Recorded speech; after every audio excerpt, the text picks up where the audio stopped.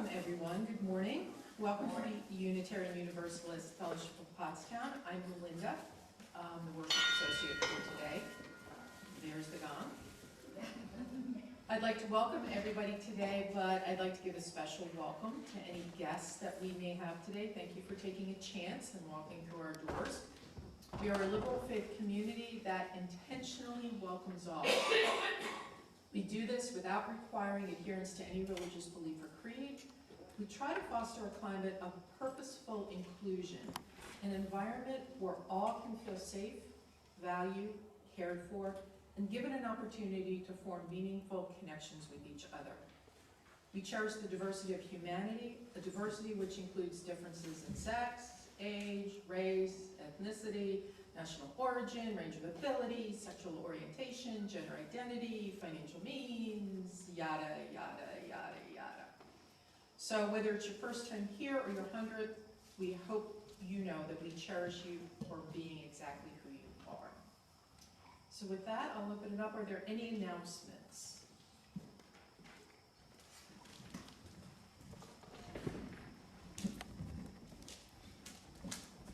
Hi, I'm Mary. Next week is the water communion, where you bring your water from where you've been this summer, or from the backyard, or from the kitchen sink. And we just will share our stories about what we've been up to this summer. And you only need a little bit. You know those, when you go to a hotel, they used to give you, they don't do it much anymore, they give you those little bottles. I always take them and then I keep them, and that's what I use to bring my water in. That's plenty. Okay, thank you. Now we'll move on to our chalice lighting. And we have the lovely young statuettes who will light our chalice. The words today are from Lois Van Leer.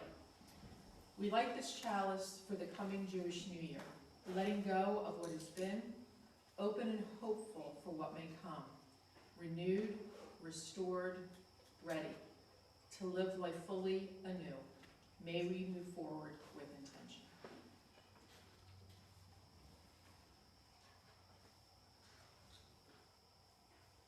Thank you. And now I'm going to turn it over and introduce our Reverend Kim Wilson. I think she doesn't need any words of introduction. I'll jump ahead and say a joy is that we do have her the first Sunday of every month, which I think is a great way to start off the month. So after 2 months off for the summer, she's back, and I'll turn it over to you. All right. Well, thank you so much, Linda.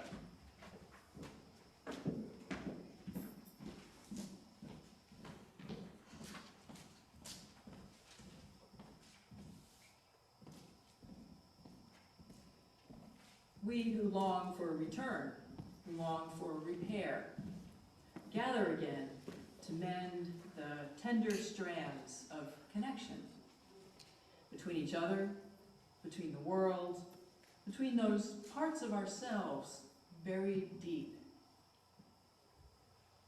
We begin once more the work of welcome, of forgiveness, of renewing this weary, worn world. Come, friends, a new day, a new story awaits. Let us worship together. And yeah, we can mute our cell phones. And let's invite you to join in singing number 146 in your gray hymnals, Soon a Day Will Arrive.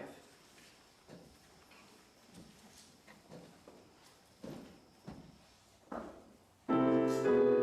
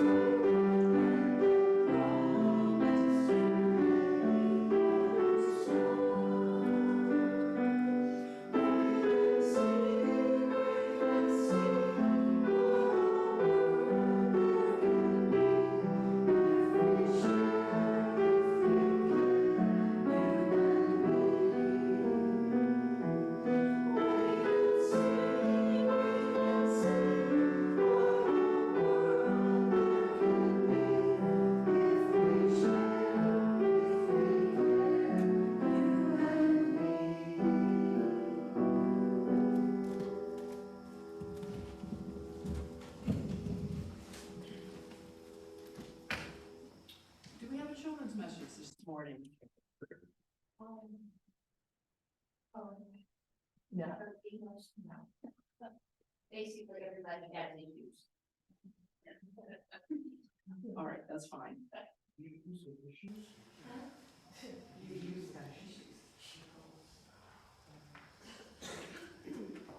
All right, well, let's shift now into a time of prayer and meditation. Giver of being and freedom, who touches our lives in unforeseen ways, who unsettles our ease and upsets our self-satisfactions. We wait in these moments of stillness to let the hidden processes of healing and growth do their silent work within us, and to let the quiet work of reconciliation be renewed among us. Because we know that the ultimate issues of life, healing and growth, reconciliation and renewal, cannot be forced, neither by excess of activity nor by tumult of words. We seek out this stillness. We seek the quiet, the resting place of our restless hearts. Because we live with mystery, we trust that which is deeper than we know, which touches our hearts, which steadies us and rekindles our spirits, which finally, in faith, may be named the love that has laid hold upon us and will not let us go. Amen. May it be so.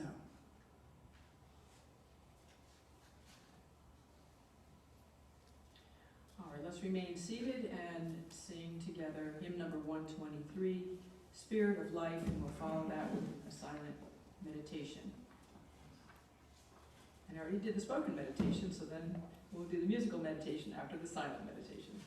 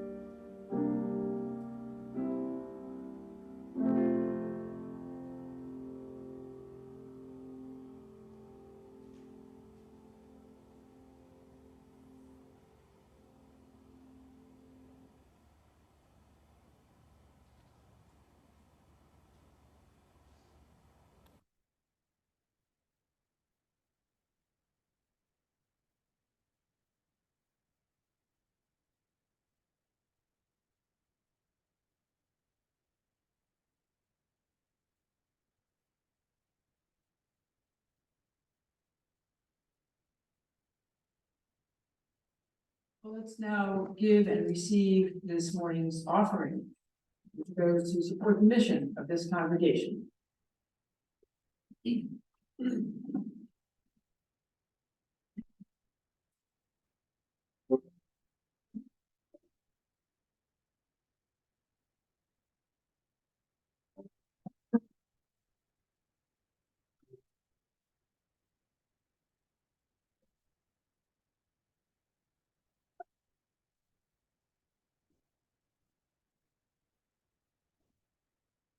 On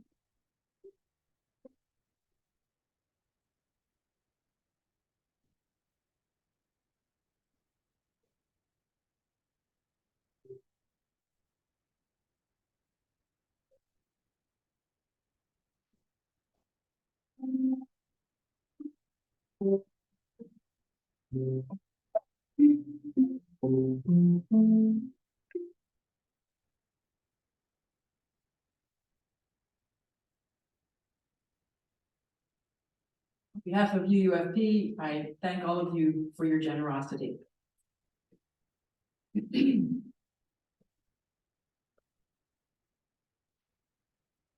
This reading, Remember Us for Life, comes from a book called Rosh Hashanah Yom Kippur Survival Kit by Shimon Abisdorf. It's a great resource, whether a person is Jewish or not Jewish. So anyway, one of the stories he tells is the following. The voice was that of one who survived the unfathomable hell of Auschwitz. A silent terror still lines his face, even when he smiles. If I had a choice, he said, of having to relive every torturous moment again, or be a German guard in the camp, I'd go through it all again, rather than serve for even 1 hour as a guard. And Shimon Abisdorf goes on to say, the German guards lived and breathed. They went home to wives and children. They enjoyed the finest classical music, and they laughed all in a day's work. But in their hearts, they were dead. The life we ask for and strive for on Rosh Hashanah is more than just survival. It's a life of value and meaning. You can be alive and dead, or you can be alive and live. Choose life.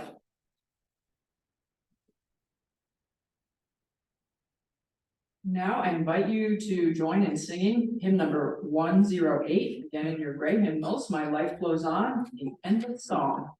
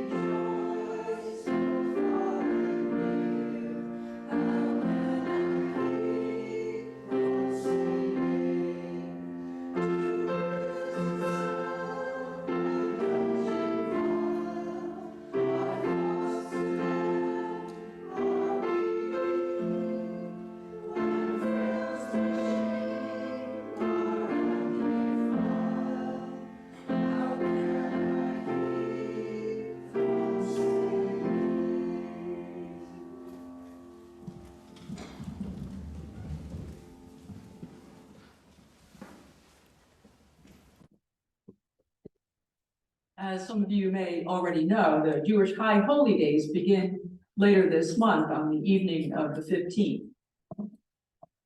And that will begin Rosh Hashanah. This 10-day period culminates with Yom Kippur, a time for Jews to contemplate themes of repentance and renewal.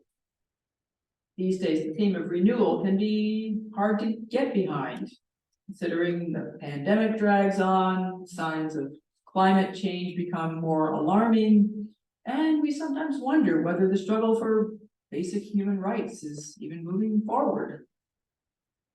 The editor of a Jewish feminist blog wrote that this doesn't feel like a new year approaching, a time of renewal.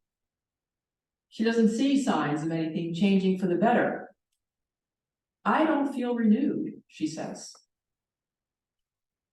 Yet, some of the themes of the High Holy Days have been especially resonant during this painful, often painful year. There's a phrase in the traditional Rosh Hashanah liturgy, "Who shall live and who shall die?" And it's one that reflects the uncertainty of life. Rabbi Daniel Klein, Dean of Students at Hebrew College, is moved by the juxtaposition of uncertainty and renewal. To him, it says more poignantly and urgently than ever, we have a limited time in this world. How do we want to be living? The times in which we are living can cause us to get lost in our anxieties and fears.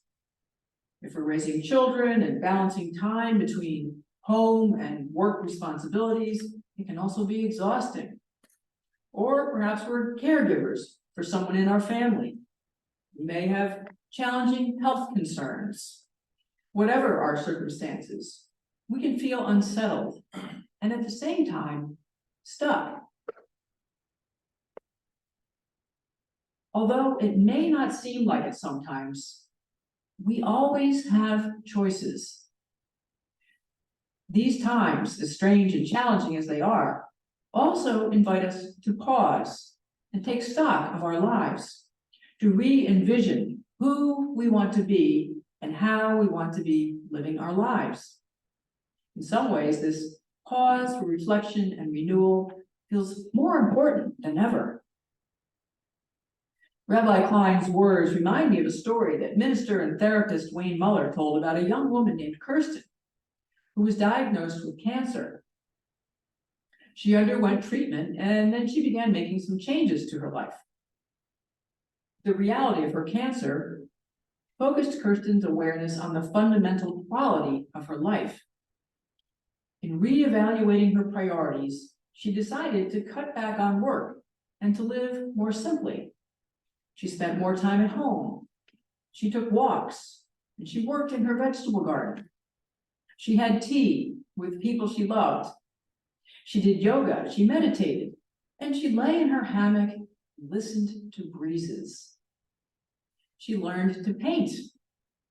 These were things she had always wanted to do. And she thought, if not now, when? Because of her cancer, Kirsten was doing exactly what she wanted with her life. Muller then tells how he and a mutual friend of his and Kirsten's were commenting on how they admired her strength and courage. They started lamenting that they couldn't do what Kirsten had done. They couldn't do exactly what they wanted with their lives. They had too many responsibilities. If they had cancer, they thought, then they would have permission to live at a slower pace. Then they could begin to enjoy their lives more thoroughly. Muller and his friend then stopped talking. They looked at each other and started laughing at the absurdity of what they heard themselves saying. In recounting this story, Muller comments, "Of course, we too are going to die. What more permission did we need to follow our own hearts?" Kirsten healed from her cancer. She continues to live each day with intention, only giving her care and attention to what is truly important. The focus of her life is on being loving, being kind, creating beauty. and being grateful. Those among us who have faced our own deaths and reached a place of acceptance of this reality become free. They awaken to what really matters, and it becomes the guiding light for the rest of their lives. But do we need to be faced with imminent death in order to wake up? We're all going to die. Does it have to take a life crisis to stop and reevaluate our priorities, to renew our vision of our lives? A good friend of mine died several years ago now. David Petit was well known as a friend and mentor to many, having served as the UUA's ministerial credentialing director for many years, and he and I worked together for about 6 years.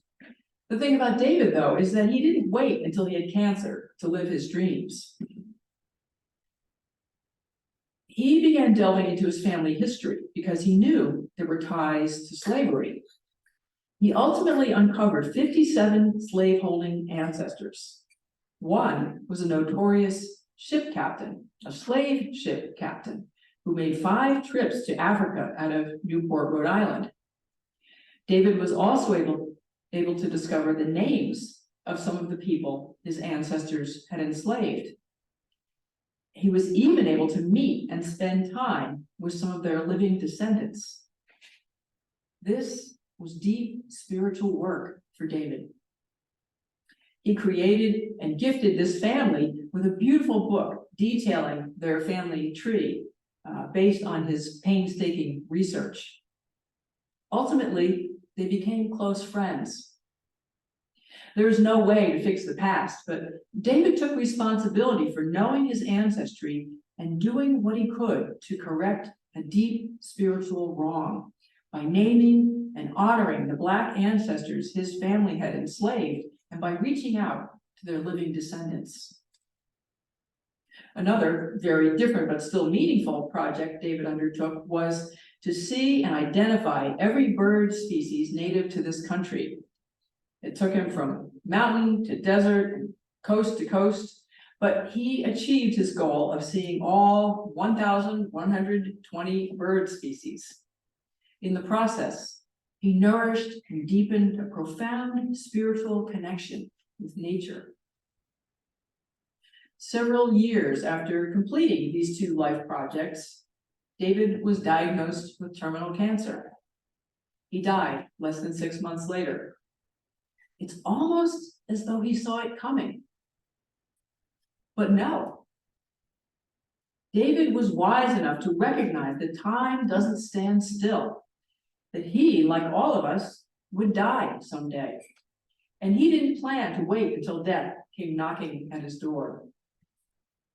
You know, I just was thinking about this. He was a hospice chaplain, and so he had a lot of experience seeing people at the end of their lives, and perhaps that informed his conscious decision to pursue his dreams while he could. To paraphrase the writer and Holocaust survivor Viktor Frankl, we always have the power to decide what our existence will be and what we will become the next moment. We have the freedom to change, to renew our lives at any instant, whatever our circumstances. So I come back to the question Rabbi Klein asks, given that we have a limited time in this world, how do we want to be living? There's a time for reflection, looking inward, and a time for connection, looking and acting outwardly. We need both for our renewal. As author Bell Hooks has written, spiritual life has as much to do with the coming into greater awareness of who we are as it does with our relationship within community. Many of us are struggling these days with our relationship with the larger community of our nation's people. Many Black, Indigenous, and people of color are on heightened alert. Many people of all races are fearful of where the political unrest is heading. The world is waking up to the structural inequities and harm done by colonialism and capitalism. Something has to change. There is a chorus of voices speaking to the need for a renewal of vision for our country and our world. Spiritual teachers like Eckhart Tolle, Black Zen Master Larry Ward, sociologists, philosophers, and trauma specialists, all of whose work I've been reading, all have a similar message. In a conversation I had several years ago, the civil rights activist and theologian Ruby Sales echoed this chorus, saying, "We have to have a great reawakening." Although, as we know, there's still quite a few people who are still in denial, America is awakening to the truth about its foundations: a racialized power structure, land seizure, genocide, and enslavement of non-white human beings. That's our foundation. Again, as Bell Hooks reminds us, spiritual life has as much to do with gaining greater awareness of who we truly are as individuals as it does with our relationship within community, because we are not isolated beings. The spiritual insight of Kirsten, the cancer survivor, is that the meaning of her life is to be found in cultivating her compassion, kindness, and generosity, and in creating what is beautiful. These have become the focus of her life. And these qualities are both personal and relational, focusing inward and focusing outward, the individual and the community. If enough of us awaken together and commit ourselves to priorities like these, compassion, kindness, generosity, and creating beauty in the world, I believe that we will find the courage to heal our collective wounds. And I believe a reawakening is possible. As we look both inward and outward and face the truth about ourselves and the world, we can also remember to appreciate the good things in life. We can renew our sense of awe for the beauty and the preciousness of life. This is also a theme of the High Holy Days, which, as you may know, are sometimes called the Days of Awe.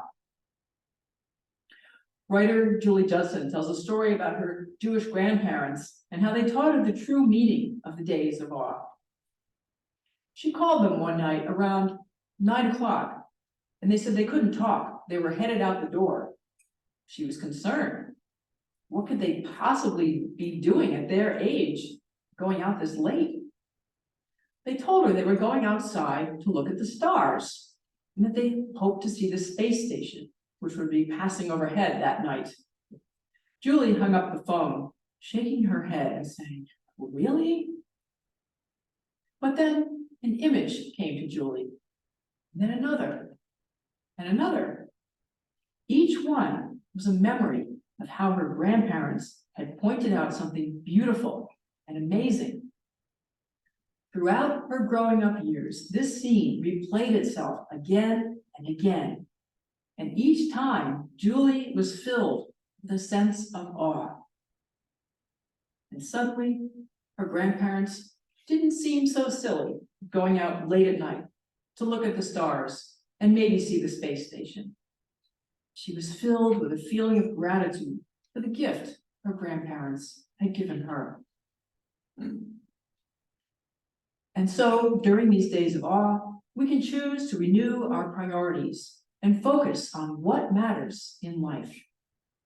Even if we don't make radical changes or take on some huge project as our life's mission, let's carve out time for wonder. Take a moment of stillness.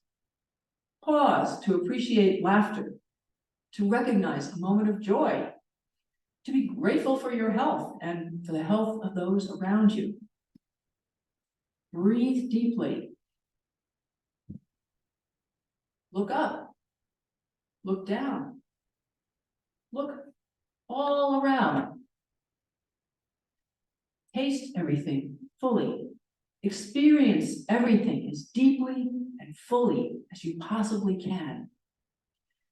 I have found that this simple commitment to immerse ourselves completely in life can change everything.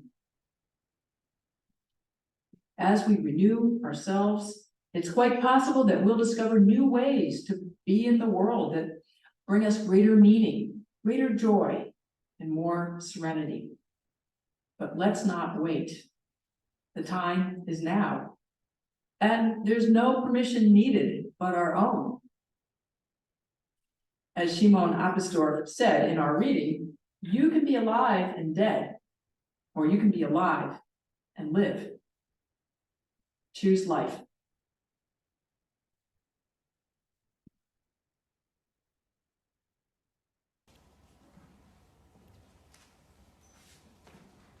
Let's just pause for a moment of reflection.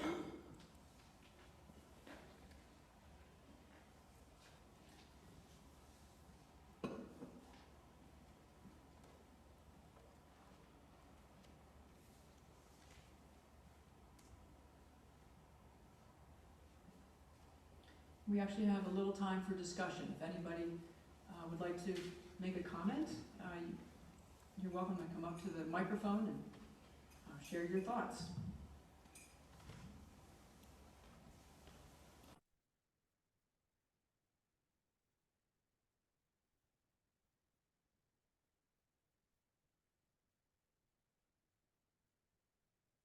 As Alan's not here today, I'll take the role of the token Jew from the past, because I can speak directly to worshiping in Rosh Hashanah and Yom Kippur.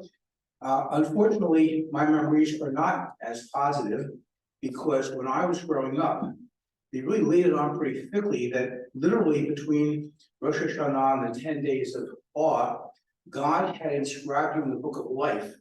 Whether you ended up in the book of life at the end of those 10 days was subject to your behaviors over the course of time. And so much like I've heard about parts of Christianity where you're like the spider hanging a web over the cauldron of hell, we were in a sense as young people, imagine this if you're a young person and how this is imputed to you, you had the same sense in those 10 days, like, what have I done wrong? What could be bad? Will I be inscribed in the book of life? Will I be wiped out? And so that's kind of the negative part of religion. Well, you know, it sounds wonderful, but again, for a young person, as it was taught to us, it was not such a fun experience. The other thing is, as you may well know, you had to fast from all Jewish holidays begin on the eve before and end on the eve 24 hours later. So you couldn't eat anything from that point until the break of the fast, with honey and challah for the sweet New Year and apples. I personally don't do very well when I don't eat. And so for me, that long and the Yom Kippur service basically goes on all day. It basically is this endless service with a slight break in the afternoon, but otherwise you're in the temple the whole time. And so I didn't have much religious fervor by about 3 or 4 o'clock. All I had was a slight headache and like, when can I eat or drink something? Because I'm not really feeling very good. So maybe other people are driven to religious ecstasy or deeper thought by fasting. I certainly will say that it was not helpful to me to try to have any relationship with the end of the service. And 2 other things. During part of the service, and I read about this, I'm not sure it's a Kol Nidre, but the rabbi, he was not a young man, he was dressed in white for purity only one time of the year, actually kneels and then lays prostrate in front of the ark during the final highest level of prayer. And that's kind of an interesting memory. I'm not sure any other religion has your leader literally laying flat with a couple of people to bring him back up again to continue the service. And he's still intoning and singing, because our rabbi was also a cantor simultaneously as he's doing that. So those are my thoughts from the past. Again, you know, I think it has renewal meaning, but as one who grew up in the faith, it unfortunately got lost a little bit in the means that I described. Thank you, John. That's one of the things about many of us who come to Unitarian Universalism who were not born into that tradition, is that we're leaving another tradition behind. And many of us were wounded by our traditions that we were raised in, and we carry pain, and we carry some negative memories. The thing about being a Unitarian Universalist is that hopefully we can heal from some of that pain from the past. And yes, what I've done here this morning is I've kind of picked and chosen some of the themes that we may still be able to find some meaning in, whether we were raised Jewish or not. If you were here last spring when I talked about the trade-offs of a free faith, that's part of our work as Unitarian Universalists, is to process our past religious histories and to, well, I think most of us determined that whatever our tradition that we were raised in, you know, it was not for us, but to look back and see, is there anything of value that we can carry forward with us? So thank you for your comments, John. I appreciate that.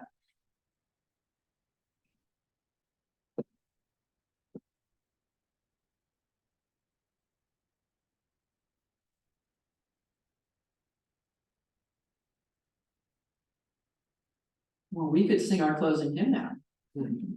So let's do that. And our closing hymn is in our teal hymnals, and that's Woyaya.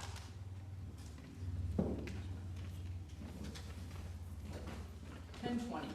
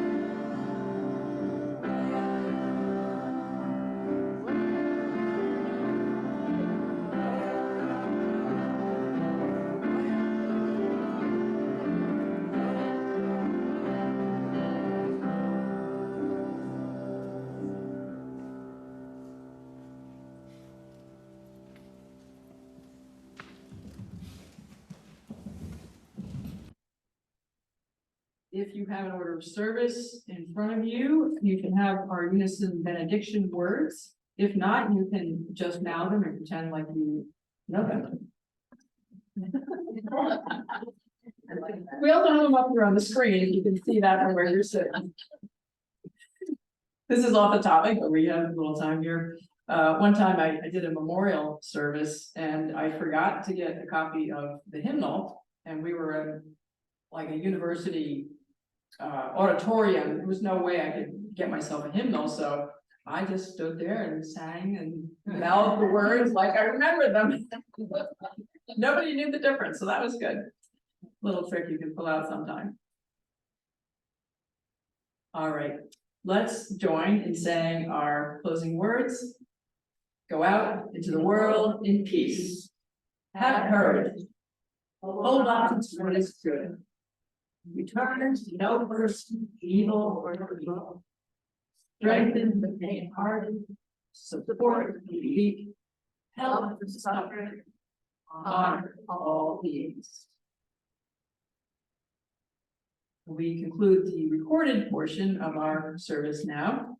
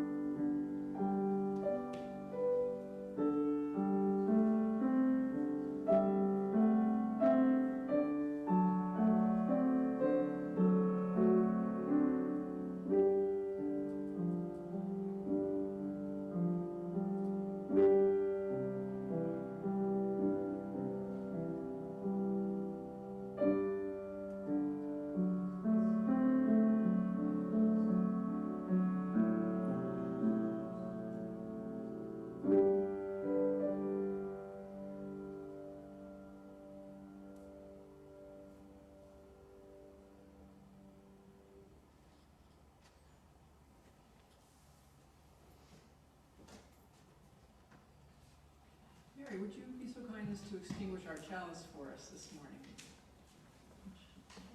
It's actually still burning. All right, let's join in saying our chalice extinguishing words. We extinguish this flame, but not the light of wisdom, the warmth of community, or the fire of commitment.